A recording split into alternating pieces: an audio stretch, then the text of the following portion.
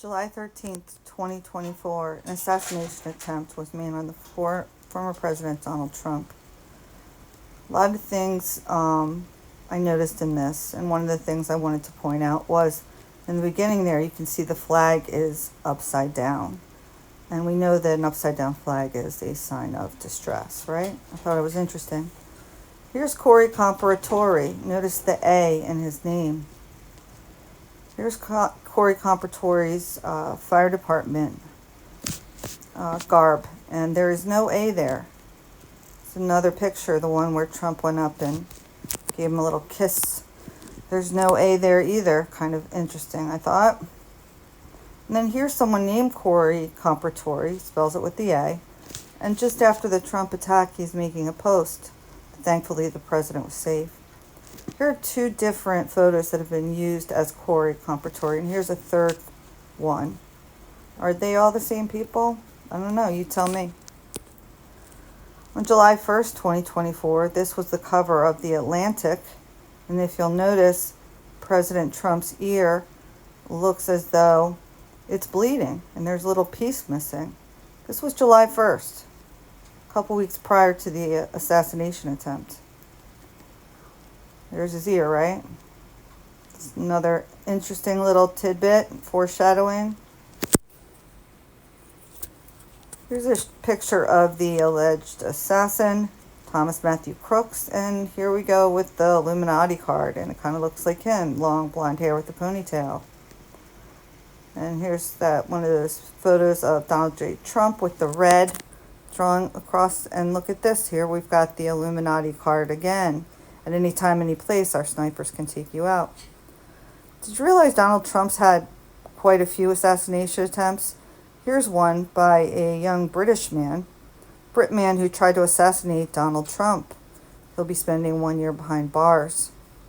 Austin Craigs told the press that he was carrying a Republican against Trump sign. Another assassination attempt diverted.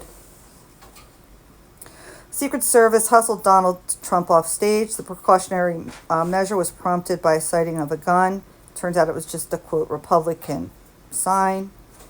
But this man was also deemed to be a threat to the president. He was rushed off stage. North Dakota man pleads guilty to using stolen forklift in an attempt to assassinate the president. This guy's bright idea was to take the forklift onto Donald Trump's car and flip the car over. When he was stuck in the car, he was going to get out, and apparently was planning on killing President Trump. It's definitely a interesting way to do it, I guess. Seems like an awful lot of effort. He told the press that he was essentially wanting to just flip the limo. And then here's a story that was buried. There were several attempts, apparently, when Trump was visiting the Philippines. And ISIS, apparently, and someone else were planning his demise, but it was thwarted. The IP address of the threat was checked out by the Secret Service. And with the help of the Philippine government, they were able to capture these people. On top of the Lee Harvey Oswald wannabe, they learned of another threat. 2 other threats. Have we even heard about these threats?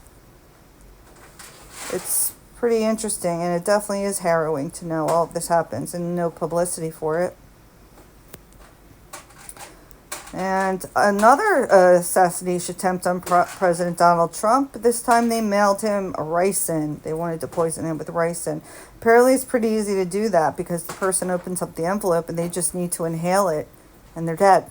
So lots of interesting ways people have attempted to assassinate the president. And we got another one. Another gunman, November 6, 2016. Whitney Webb does a lot of great coverage on political stuff. Picture of the gunman being escorted away. Oh, but there's more. This was the second such attempt. I think there's more than 2 at this point, right? I think we've got more than 2. I think I've counted like 4 or 5, maybe. If you notice, it said that the guy was going to steal the gun out of the holster, and this picture caught my eye because it would have been very easy for somebody in the crowd to grab that holster. Here's a picture of the British kid that was put to jail for a year.